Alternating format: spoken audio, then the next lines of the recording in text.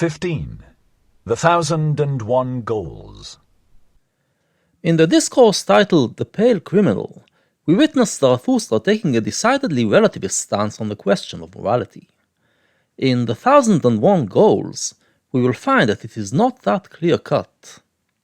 Many lands saw Zarathustra, and many peoples. Thus he discovered the good and bad of many peoples. No greater power did Zarathustra find on earth than good and bad. Zarathustra tells us that he visited many countries and observed the customs of the nations living in them, and he found that the most powerful thing that defines them is their moral code, or, as he puts it, the things they regard as good and bad. No people could live without first valuing. If a people will maintain itself, however, it must not value as its neighbour valueth. Much that passed for good with one people was regarded with scorn and contempt by another. Thus I found it. Much found I here called bad, which was there decked with purple honours. Never did one neighbour understand the other. Ever did his soul marvel at his neighbour's delusion and wickedness. No nation can exist without first defining the moral values that guide it, and every nation has its own morality, different from that of other nations. Zarathustra emphasizes that this is how it should be, because it is part of the identity of the nation. So, it seems like he is a complete moral relativist. Or is he? A table of excellencies hangeth over every people. Lo, it is the table of their triumphs. Lo, it is the voice of their will to power. No, Zarathustra is not an absolute relativist. He argues that all these different moralities can be reduced to one thing that characterizes them all, and that is the will to power of these nations. And so, for the first time in Nietzsche's work, the term will to power is introduced into his philosophy. What does it mean? Well, it isn't really explained here. It is just a term that makes its way into Zarathustra's discourse, and will not reappear until the middle of part 2 of the book. It is possible that Nietzsche himself, when he wrote this passage, did not realize how central this term will become to his thought. It is laudable what they think hard. What is indispensable and hard they call good, and what relieveth in the direst distress, the unique and hardest of all, they extol as holy. Whatever maketh them rule and conquer and shine, to the dismay and envy of their neighbours, they regard as the high and foremost thing, the test and the meaning of all else. Verily, my brother, if thou knewest but a people's need, its land, its sky, and its neighbour, then wouldst thou divine the law of its surmountings, and why it climbeth up that ladder to its hope. The principle that determines values, says Zarathustra, is that every nation regards as good what it finds to be the hardest. Every nation has different challenges, which arise from the land it dwells in and from the type of neighbors it has. Whatever is needed to face and conquer these challenges is what it defines as good, and whatever it needs in order to overcome its hardest challenge is what it calls holy. This is how values are formed, and the moral code is developed. Always shalt thou be the foremost and prominent above others. No one shall thy jealous soul love, except a friend. That made the soul of a Greek thrill. Thereby went he his way to greatness.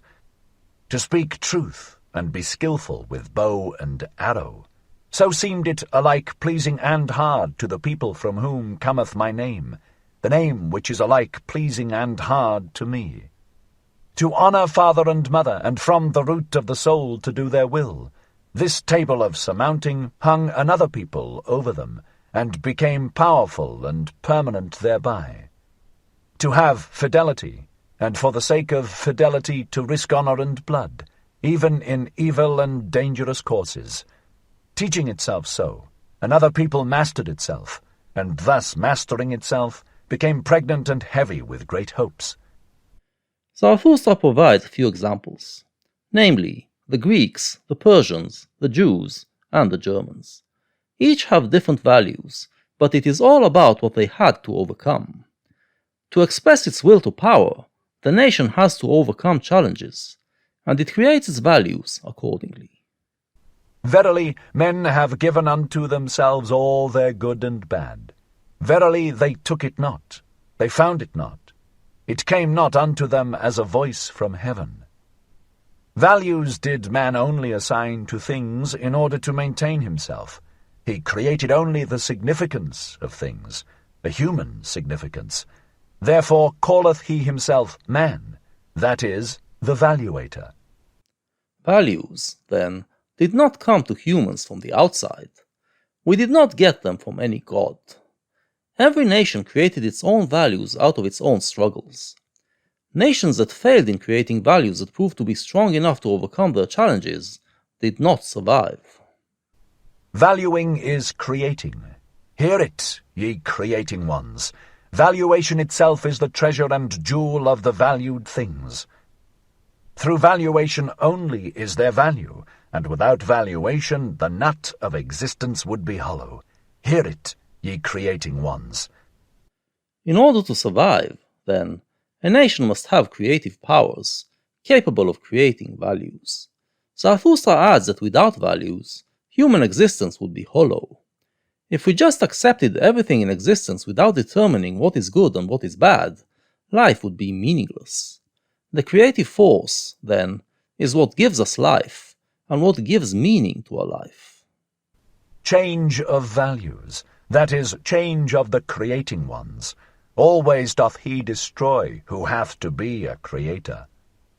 Creating ones were first of all peoples, and only in late times individuals. Verily, the individual himself is still the latest creation. Peoples once hung over them tables of the good, love which would rule, and love which would obey, created for themselves such tables. Values, however, are not eternal. New creative forces can come and create new values. And Zarathustra mentions such change, the switch from herd morality to individual morality. At first, it was the herd, or the nation, that created values. Later came individuals who created values only for themselves. Older is the pleasure in the herd than the pleasure in the ego, and as long as the good conscience is for the herd, the bad conscience only saith ego. Verily the crafty ego, the loveless one, that seeketh its advantage in the advantage of many, it is not the origin of the herd, but its ruin. Loving ones was it always, and creating ones that created good and bad. Fire of love gloweth in the names of all the virtues, and fire of wrath. Zarathustra, we know, is in the process of creating individualist ethics, and encourages us to stay away from the herd. But he admits that this was not always the preferable choice. There was a time when the herd was driven by values forged out of love and wrath, values that gave meaning to life. At that time, individualism was actually a bad thing. The people who were driven by their ego back then, since the world of individualism was not open before them, expressed their selfishness by craftily pretending to create values for the good of the herd. But the values that they created were not forged out of love for life, not values that were about overcoming challenges. It seems that he is referring to the type of people he knew among his contemporaries, those who believed that good values are those that are useful for the welfare of the whole, and he is connecting them to the selfish people of the past, and warns us that their values are actually what brought the herd to ruin, and will bring ruin to our modern society as well. In our time, the values created by these people are actually dominant, and Zarathustra already told us where it leads to: the last man. Thus, he must go on his individualistic way. But to create a meaningful individualistic morality, he will have to create values out of the things that help him overcome his challenges. Many lands saw Zarathustra, and many peoples. No greater power did Zarathustra find on earth than the creations of the loving ones. Good and bad are they called. Verily a prodigy is this power of praising and blaming. Tell me, ye brethren, who will master it for me? Who will put a fetter upon the 1,000 necks of this animal? 1,000 goals have there been hitherto, for 1,000 peoples have there been. Only the fetter for the 1,000 necks is still lacking. there is lacking the one goal. As yet humanity hath not a goal. But pray tell me, my brethren, if the goal of humanity be still lacking, is there not also still lacking humanity itself? Thus spake Zarathustra.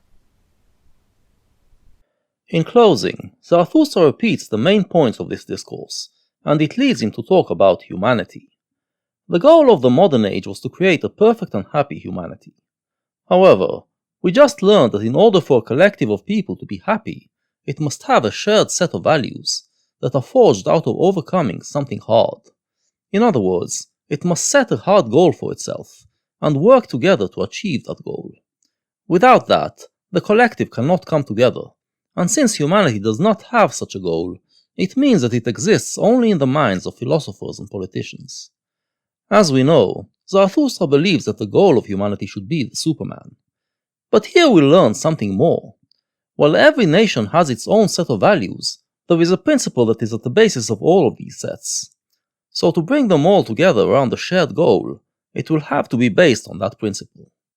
In short, the way to the Superman shall be achieved through will to power.